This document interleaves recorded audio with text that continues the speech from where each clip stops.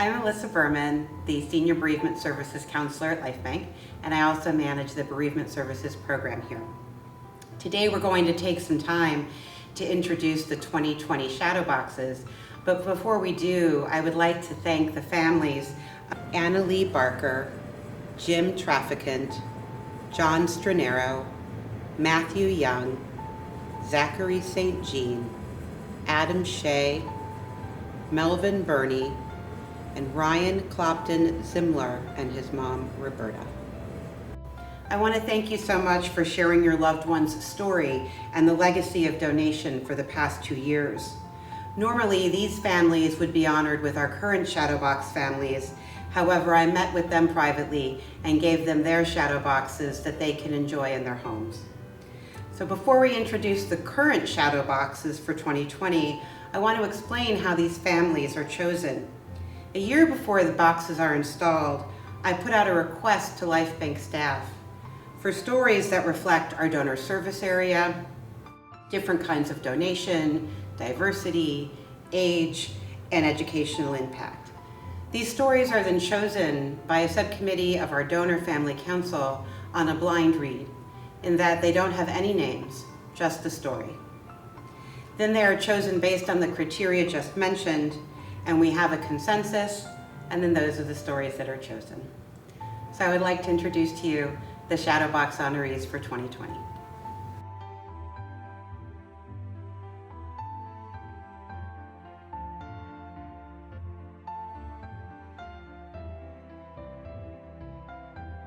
Cameron Joseph Green.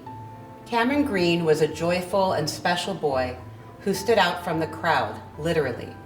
Even in preschool, he was a head taller than his classmates.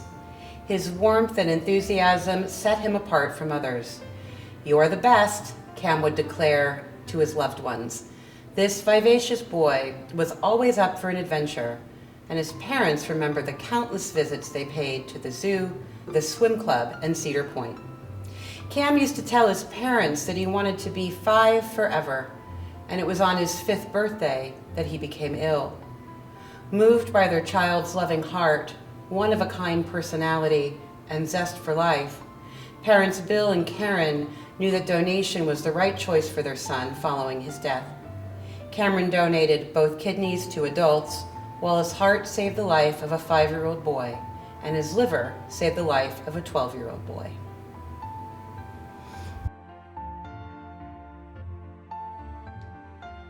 Kelsey Dorancott Simko. From the time that Kelsey, Kiki, was diagnosed with cystic fibrosis at 5 months old, she was a fighter. The illness did not define her. Rather, it inspired her compassion and care for others, as well as her fun-loving sense of humor. Wherever she went, people and animals were drawn to her. She ran cross-country, graduated from North Olmsted High School and Polaris Career Center, got engaged, bought a home, and had her daughter Lily. Kelsey returned to Polaris each year after graduation to teach students in medical assistance class about cystic fibrosis. Kelsey was a voracious reader. She particularly enjoyed the Harry Potter series and books that told stories of children who struggled with illness.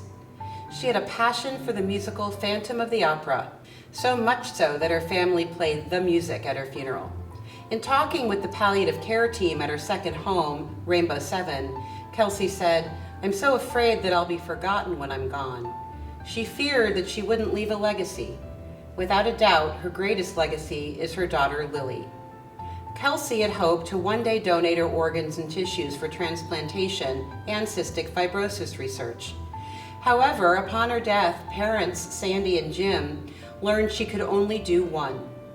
Knowing their daughter's compassionate heart, they chose donation for transplantation.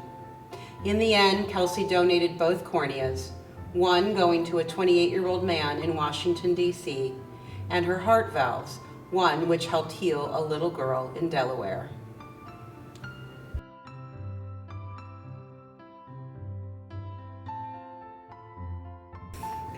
Jacob Bedard. Jacob Bedard's short time on earth was packed with meaning. A young man of deep faith, Jake actively participated in youth groups and ministry opportunities and was known for his generosity. The very day that Jake had his accident, he had started a pay-it-forward chain while attending a movie at church. Jacob won a prize, and rather than keep the prize for himself, he gave it to another child. To everyone's surprise, each subsequent winner at the movie followed suit and gave away their prizes. Jake's vibrant life spilled over to his clothes and shoes. As a dancer and a devotee of style, Jake never shied away from electric colors like neon yellow and green, and always dyed his hair a shade of red. Social and active, he loved sports, especially football, wrestling, four-wheelers, dirt bikes, and trampolines. After Jake was struck by a car while riding his bike home from a friend's house, doctors determined that he would not survive his injuries. His parents immediately knew what choice to make: follow in Jacob's footsteps by sharing his life with those in need. This generous young man donated both his corneas, one to a 31-year-old male in Ohio and the other to a 45-year-old female in Illinois. 54 tissue and bone grafts were distributed to 41 recipients, male and female, ranging in age from 7 to 84. His right kidney and pancreas saved the life of a 55-year-old man. His left kidney went to a 2-year-old girl. His liver was transplanted into a 38-year-old female. Both lungs saved the life of a 52-year-old man, and his generous heart saved the life of an 8-year-old boy.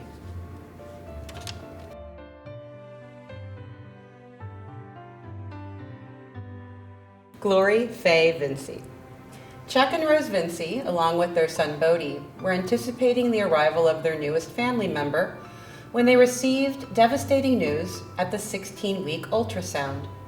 The beloved little girl had anencephaly, a fatal condition involving brain development.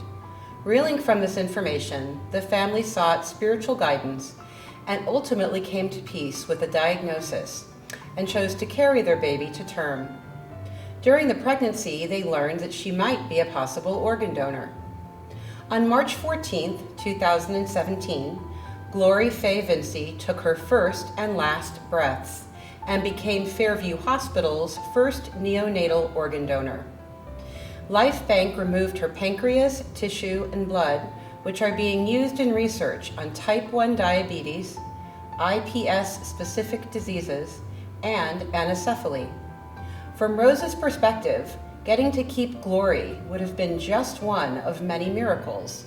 The miracle of their daughter's donation to research gives them hope that someday we may solve why anencephaly exists.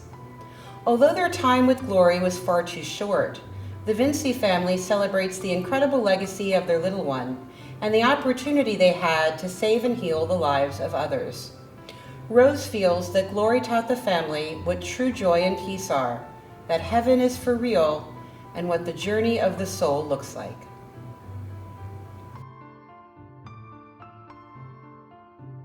Stephen Michael Goss. Stephen Goss embodied generosity and hard work. Born in Billings, Montana, he spent most of his career in management at First Energy in Ohio and loved creating with his hands.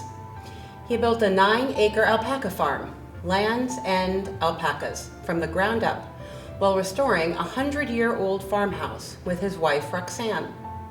When he sold his home to build the alpaca farm, instead of investing the money into his new venture, he gave the proceeds to his church. As a man of deep faith, he believed it was the right thing to do. In addition to caring for his 20 alpacas, he devoted much time and energy to volunteering for Meals on Wheels, Harvest for Hunger, and local food kitchens. Stephen's daughter Kim inherited his passion for service and works as a procurement transplant coordinator at Lifebanc. Knowing her dad's generous spirit, Kim wasn't at all surprised that he wanted to be an organ, eye, and tissue donor. In addition to his volunteer work, Stephen traveled the world to places like Israel, China, Egypt, and Germany. Given his travels, it seemed particularly fitting that both his corneas went to save the sight of people in Pakistan. 115 grafts were created from his bone and soft tissue. Thus far, there are 9 recipients of these grafts that are male and female, ranging from 8 to 85 years of age.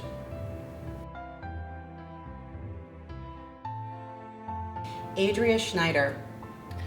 Born with addiction, Adria's life wasn't easy. Her grandmother Sandra deeply loved Adria and adopted and raised her from the age of 11. By the time Adria was 18, her biological parents had died. Adria had a deep faith, yet her struggle with addiction left her on life support with no brain activity by the age of 30. Adria's life, however, is not defined by the way she died. She was a sweet soul with a God-given gift for training horses. She was a horse whisperer, according to Sandra. She had an affection for pit bulls, as she believed few people liked them and always rooted for the underdog. Most precious of all, though, was Christian, Adria's much-loved son. Sandra was asked if, in addition to organ donation, she would consider donating her granddaughter's facial tissue. Knowing it would give someone a better chance at a quality life, Sandra gave Adria the opportunity to help the 40th person in the country receive a face transplant. Adria always wanted to be part of a family, and her grandma feels that now she is. Adria's remarkable legacy goes even further. She was able to donate both kidneys, liver, lungs, and her heart, saving the lives of 6 different individuals. Her corneas traveled all the way to Singapore, where she saved the sight of a 62-year-old man, and she gave her uterus for research.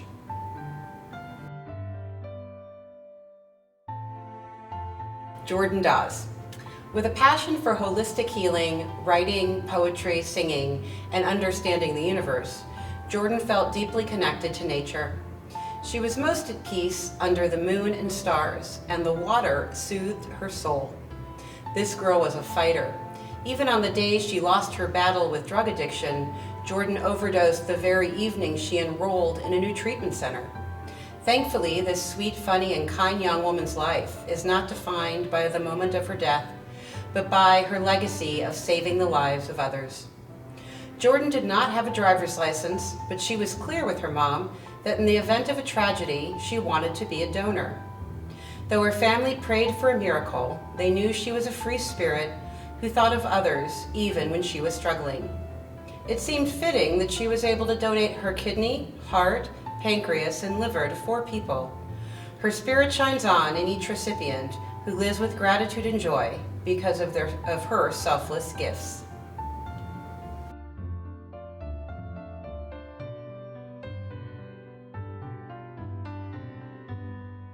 Karen Ciolek and Mindy Kraft.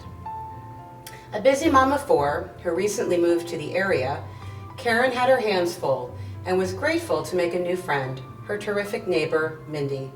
After 12 years of friendship between the 2 families, Mindy's husband, Scott, put out a call for help.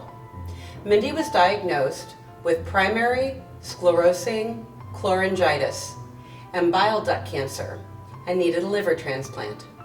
Even though she doubted she would be a match, Karen knew she needed to be tested to see if she could donate. She had a history of wanting to help others. She donated blood and previously registered to be a bone marrow donor. Karen turned out to be a match, and on February 1st, 2016, she gave Mindy a portion of her liver.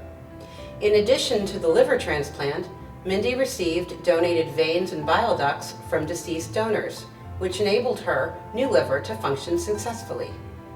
Deeply humbled by her friend's generosity, Mindy uses her newfound life to give back through volunteering with Lifebanc, the American Liver Foundation, and the Cleveland Clinic. She also went back to enjoying her time by the water, paddleboarding, jet skiing, and boating. Since the operation, Karen says that her friendship with Mindy has grown stronger. Their families come together for celebrations, and every Monday evening, the couples play trivia at a local bar. Mindy has a deep appreciation for her donors, both living and deceased, and says organ and tissue donors change and save lives. The families of these donors are so compassionate and generous. Thank you for sharing the stories and your pictures of your loved one. We hope in the near future that we can bring you all in to celebrate their life and their stories together. Thank you.